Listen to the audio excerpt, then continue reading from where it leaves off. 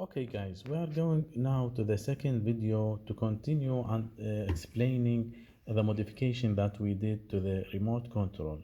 I will start now with respect to the relays that we already replaced them. You can see this relay and that relay. Those relays replace the two relays that you already implemented inside that board. The ones that we removed from this board, they were 12 volt, which were not very suitable to work with the controller of this remote control. So we brought those two relays, and unfortunately we couldn't find the suitable space inside the board. So we decided to glue them outside the board and connect the cables to the board, so they became now external, because those not the one that we planned to use them in the beginning. The size is little bit bigger than the one we planned to use them in the beginning, unfortunately, but they are doing the job perfectly now. Those are the relays. So those relays, basically, as you remember from the first video, those are doing the switching of the motor of the car shade. So they are just doing switching. So the switching, they are taking the power from this board through the controller, which is connected to the coil of those relays.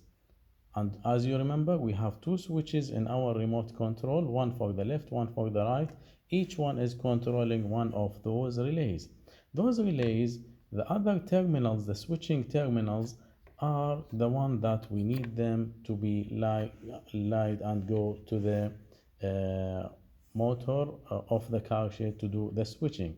So we have uh, four terminals, two from each relay.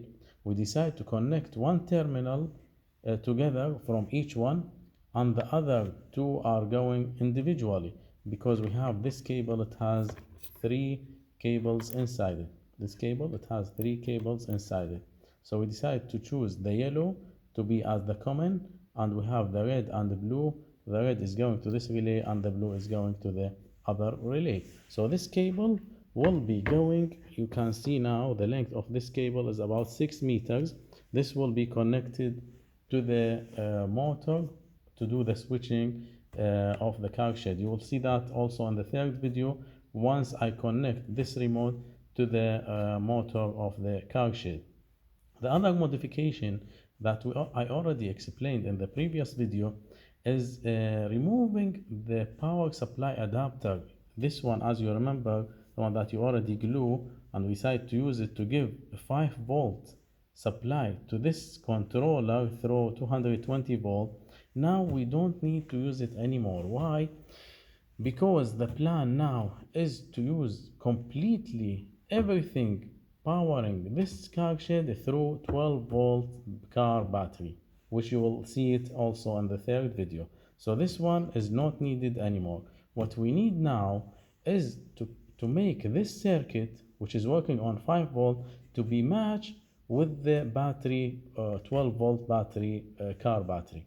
So for that reason, now we decide, in order to make, because as you know, the car battery, it is 12 volt, while this circuit is 5 volt. So what we decide now to use the voltage regulator. As you can see, this is new circuit. It was not available before when you designed and implemented your remote control. I added this one on Thursday only, not before that. So this voltage regulator, I will show you now on the whiteboard how it works. Honestly, this one, I can represent it in the drawing here, as you can see. So guys, basically this is the circuit of the voltage regulator that I was explaining on it.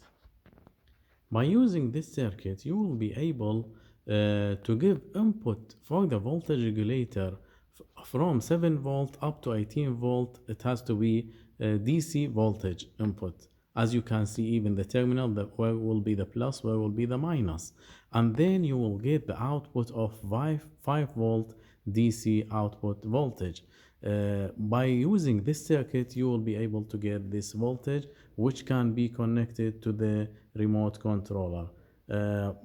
Using this circuit, you will need to add those capacitors. Honestly, to make the operation very smooth, you need to add 0.33 microfarad capacitor at each end of this voltage regulator.